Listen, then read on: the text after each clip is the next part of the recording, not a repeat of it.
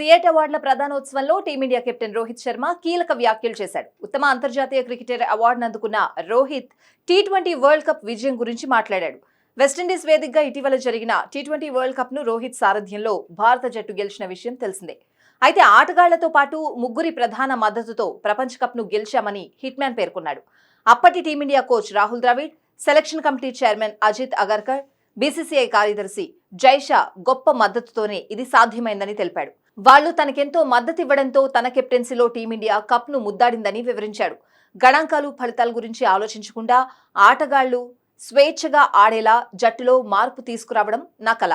జట్టుకు కావాల్సింది అదే. దీనికోసం 3 స్తంభాలు జైషా, ద్రవిడ్, అగర్కర్ల నుంచి ఎంతో మద్దతు లభించింది.